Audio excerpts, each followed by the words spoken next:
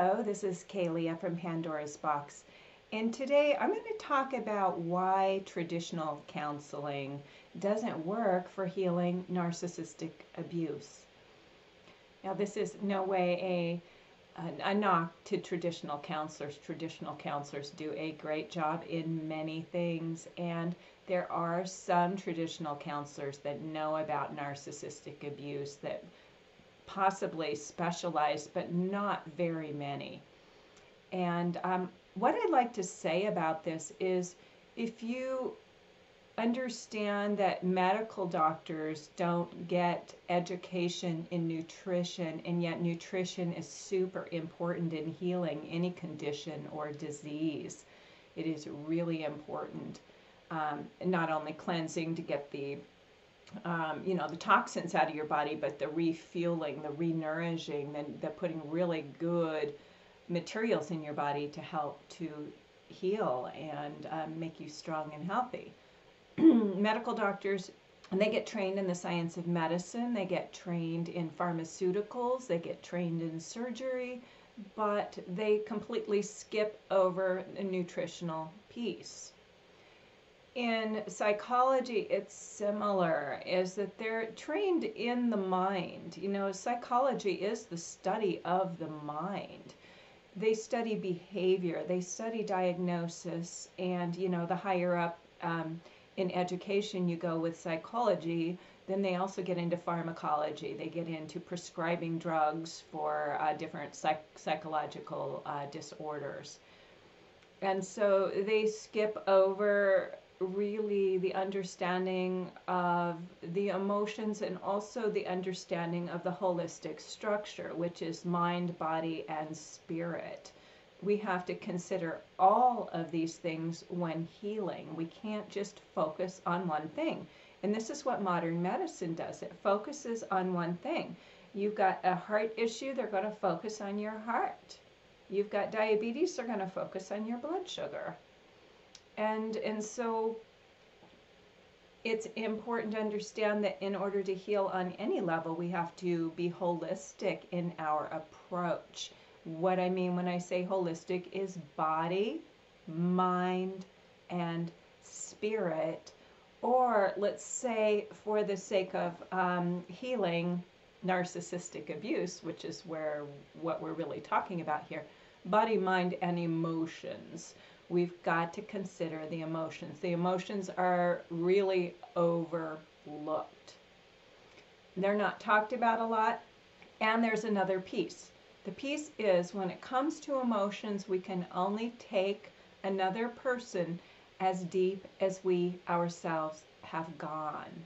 So I'm sure you know somebody that's very, very uncomfortable with their emotions, and if you start talking about your emotions, they don't want anything to do with it. They leave the room really quickly. Well, this actually happens with a lot of psychologists. They're very scientific, they're very intelligent, they're very knowledgeable in their field, but when you come in there and you go into that therapy session and you have really strong emotions, that therapist may not be equipped to deal with your emotions. And the first thing they might do is, get out the prescription pad and say, well, let's get you on antidepressants, maybe an antipsychotic, and, here you go, see me in a couple weeks. And that's how they're going to deal with your emotions, because it makes them uncomfortable, you see.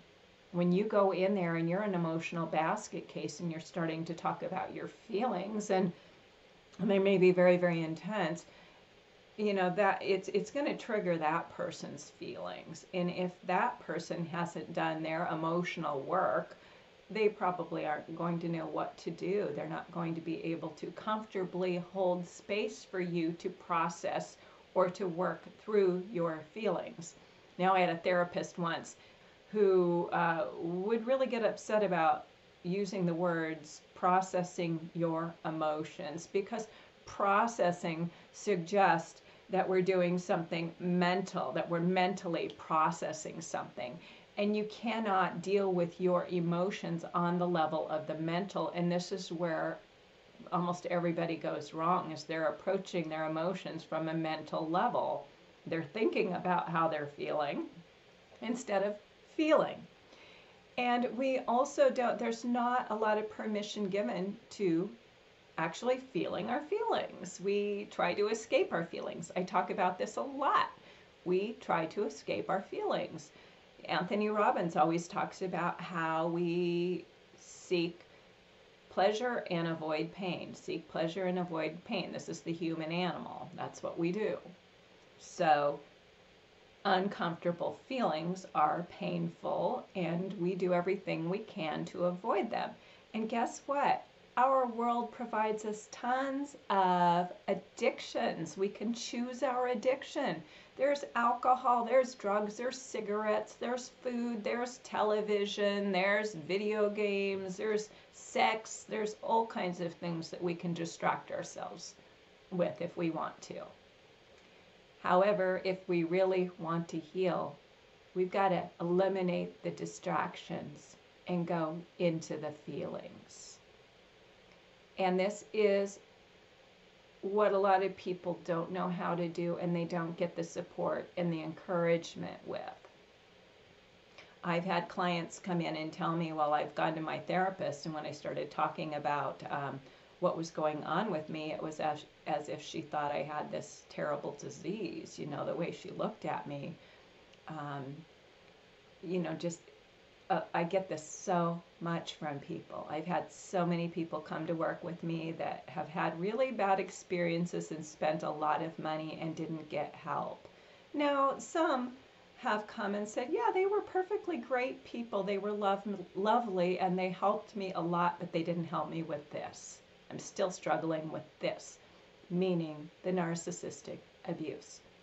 There is another piece besides emotional, and that is spiritual. When you're dealing with something as destructive as narcissistic abuse, you're dealing with a very spiritual topic. We're talking psychic energy cords, we're talking soul loss, we're talking spiritual depletion, energetic depletion. Well, who's equipped to deal with that?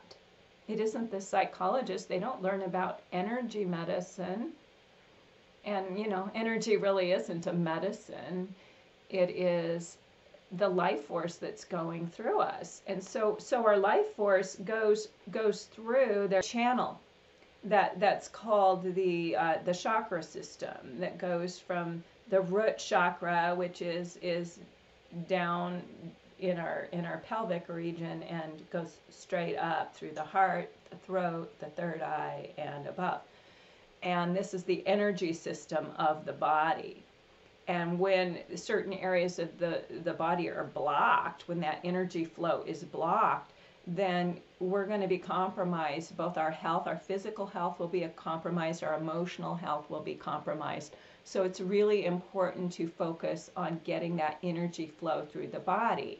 Well, psychology isn't trained to work in this level. Some energy healers are trained to work on this level, but the thing is you have to work on all levels. Now, when I work with people, I don't say, well, your third eye is blocked, or you've got a block in your throat chakra, or there's something going on in your heart chakra. I don't work on that level, but I'm aware. I'm aware of energy, and I'm aware of how energy flows through the body. And I know it's really important to look at the emotional blocks, because usually it's not just a matter of, going through and doing energy work and unblocking things. It's about doing emotional and psychic work to unblock things. If somebody's blocked up emotionally, we have to be able to work with the emotions to open you up to be able to express and feel what you're feeling. Most of us have been really shut down emotionally, and we haven't had permission by our society to feel what we're feeling. So we have stuffed it down. And when you're needing to heal on this level, narcissistic abuse is very emotionally disruptive. It causes a lot of damage on the level of the emotions. So we need to really work with that. We've got to discharge these emotions. It's not just a matter of crying. People say, well, I've been crying for 3 months. It's not just crying, because sometimes we cry for the wrong reason, and that doesn't really help us to get better, especially if the reason we're crying is self-pity. If we go into the why me, why did this happen to me, and we're crying out of self-pity instead of actually identifying our core wounds, what's really being triggered in us, which might be, I feel so worthless, or I feel so inadequate, or I feel so unloved and devalued. And a lot of these feelings are core wounds. They've been with you throughout your life. You just may not have hooked up to them. You may not be aware of them. So now is the time to be really aware of what those core wounds are that have been triggered as a result of this relationship, and to be able to really express that pain and change the core beliefs that are behind those core wounds. And so this is another important part of the therapy. If you have a strong emotional connection to that person, we've got to identify what's behind that and do what we can to release that connection. It's often an addiction, but I've had experiences with my hypnosis sessions, my cord cutting and soul retrieval sessions, where people have had immediate results feeling unplugged from that person. So they have one session and they have immediate sense of relief. They have an immediate sense of relief as a result of cutting those psychic cords. And this is really important to them, to be able to feel like they're their own person again, that they're not hooked up to this other person. When we feel hooked up to the narcissist in our life through a toxic energy cord, it will feel like that person is continuing to prey on your life force energy. It will feel like that person's continuing to suck the life out of you, even if you have got no contact with that person. And so that's another thing that the psychologists don't usually understand is psychic energy cords. If you go in and start talking about how you feel like somebody's sucking the life out of you, they may look at you cross-eyed and not know what you're talking about. If you talk about your addiction to that person, they may not fully understand why that addiction is in place and how that happens, because it's common, it's really common with victims of narcissistic abuse to have an obsession and an addiction. And there's reasons for this, and that I talk about.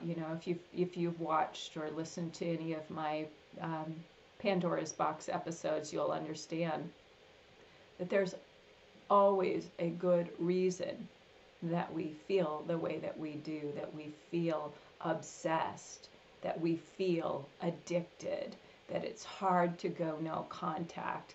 It's hard to let go of the vision or the idea that you're not going to be with that person anymore, because you've put so much of your energy trying to jump through those hoops, and you've given so much of your energy to that person that once that person is gone, you feel like you're a shell of your former self. You didn't realize how you gave yourself away. And it's so important to get yourself back. So if you really want to heal from narcissistic abuse, perhaps traditional therapy is not the best way to go. You may get some relief if that's your only option, but you may want to consider doing work on another level, on the level of the spiritual, which could be shamanic. I've been trained in shamanic practices, and I use that in my hypnotherapy. So because I am a hypnotherapist since 1988, I've used hypnotherapy a lot, and I found it really effective in conjunction with my shamanic training. So I put the two of them together. But also there's something to be said about just counseling, just sitting with a client and asking questions and listening and understanding and validating. I think that is what helps people in my practice more than anything when they first come to me, our first session, is I really listen and I really understand. And they know that I get it. They know that I understand. Where they often have felt so misunderstood in traditional therapy. So somebody who feels like somebody understands what's going on with them, that gets it, the first thing that happens for them is, I'm not crazy. I'm not going crazy. Because when everybody around you thinks there's something wrong with you or can't identify and can't understand what's going on with you, that's the first thing that you think of, that I'm going crazy, that there's something wrong with me. And one phrase I use a lot in my work is, this is very normal for what you are going through. I mean, they know it's not normal for just anybody on the street or an average person, but as a victim of narcissistic abuse, this is normal. For example, PTSD symptoms, normal. Obsession, normal. Difficulty going no contact, normal. A feeling of being energetically corded to the narcissist, normal. So there's all these things that people are feeling that they think they're going crazy, but when they get with somebody that understands, it's like a sigh of relief. Oh my goodness, I'm not going crazy. This is normal for this kind of abuse. So then they can go about the process of recovery, which takes some time. That's another issue, is that, you know, when I first started practicing on this level, if I couldn't help somebody get out of pain, I thought I was a failure as a therapist. I thought it was my job to get people out of pain. And I realized that a lot of therapists believe that or feel that way, and that's where the medication comes in, and that's where all these techniques come in to try to get somebody out of pain. Well, I had a big aha one time. It was a long time ago, but I had this big aha that was, oh, wait a minute. It's not my job to get people out of pain. If I could wave a magic wand and get people out of pain, that would be amazing. I would love to have that magic wand. However, it's not my job to get people out of pain. It is my work to help people to walk through their pain. It is my work to help people to understand their pain. But it is not my work to take people out of pain. It is their own work to walk through it. I am here to facilitate and help. And when you understand that as a therapist, you begin to really help people, because you're not approaching it from this miracle worker where, okay, I'm the great doctor, I have to do this great work. No, you know, all the work that we do is within us. So I can only facilitate. I can't magically help or heal, but what I can do is create the environment or the space in which that healing happens. And so that's the work, is to create a space where healing can happen, create a space where somebody can get in touch with their pain, create a space in which people can walk through their pain, create a space in which people can comfortably and safely talk about what they're feeling and what's going on with them. So we're really space creators and energy workers in a lot of ways to help to work with that energy that is blocked in the body and in the energy field. And you know, this can take some time. The road to recovery can take some time. I I heard at one point that psychologists had a window of about 6 months for somebody that was grieving before they felt that they needed to prescribe medication, because they understood if you lose somebody in your life, through death or divorce or something like that, and you're depressed, that depression is normal for a period of 6 months. After that, it's considered abnormal and you're prescribed medication. Well, that window was reduced from 6 months to 3 months. Somebody decided that was a decision that was made, and so now you have about a 3-month window to grieve for the loss of a loved one before it's considered unhealthy and medication is prescribed for depression or whatever.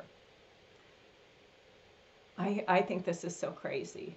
Personally, it is so crazy to push medication on somebody that's grieving, because medication is going to separate you from your grief. And if you are grieving, you need to grieve. You need to feel the feelings.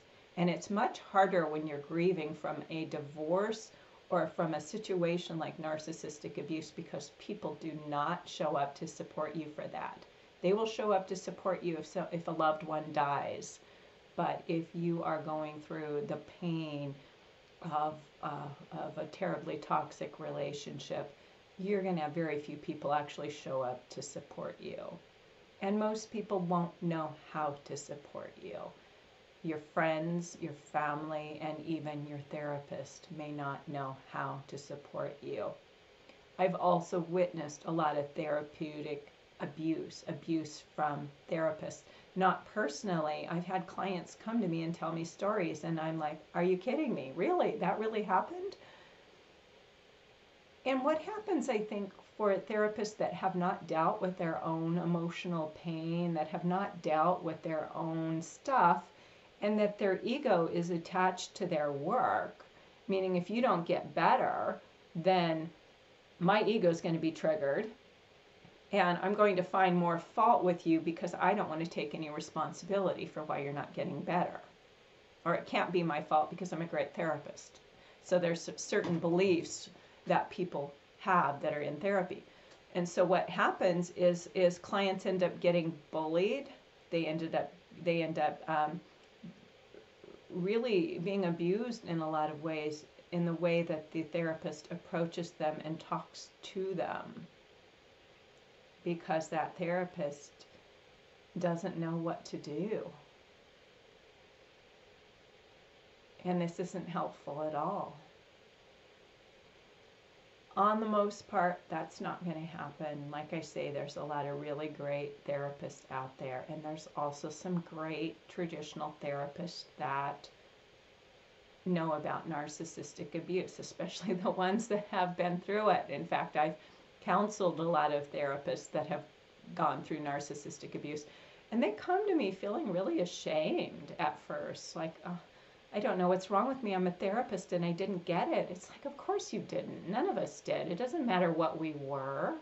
It's not like going to school to be a psychologist prepares you for narcissistic abuse. It doesn't. So it doesn't matter whether you're a doctor, a lawyer, a therapist, or a homemaker. It does not matter. You're not going to be any better prepared to deal with narcissistic abuse. And if you're having the same symptoms that everybody's having, that doesn't mean that there's something wrong with you. It doesn't mean you're defective. It doesn't mean you're less intelligent. Because the thing I get from a lot of intelligent, successful women is, I'm an intelligent and successful woman. How did this happen to me? Like I said, nobody can be prepared for this. There isn't a manual. I mean, there's a lot of books on narcissistic abuse out there nowadays, but there isn't a manual that prepares us for this if we don't know what we're looking for. Once we understand what narcissistic abuse is, then we know what we're looking for. We know what we're looking at, and hopefully we'll have a method of recovery. So I have a method of recovery that works, but you have to do the work. I help you. I assist you. I help facilitate it. But you have to do the work, and it won't be easy. Anything worthwhile is not easy. I don't have a magic wand in my office. I wish I did, but I don't. So we have to do this the organic way. We've got to walk through the pain. We've got to deal with what's getting in the way. We've got to deal with the blocks.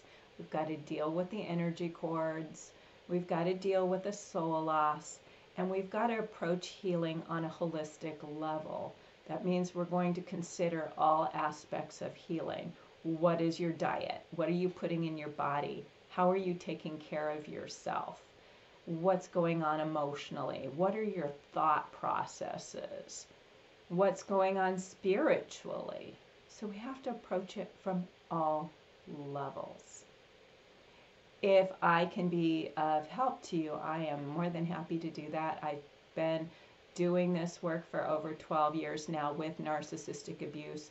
I started my holistic counseling and hypnotherapy practice in 1988, so I've been doing this for a very long time, and we'd be happy to help you through this. It will take a bit of a commitment, but some people have some great relief from just one hypnosis session or one counseling session if that's all you can afford. So contact me if you would like my help. I'm at narcissismfree.com. I also have a lot of podcasts on Pandora's box that people find really helpful. Thank you for listening, and have a great day.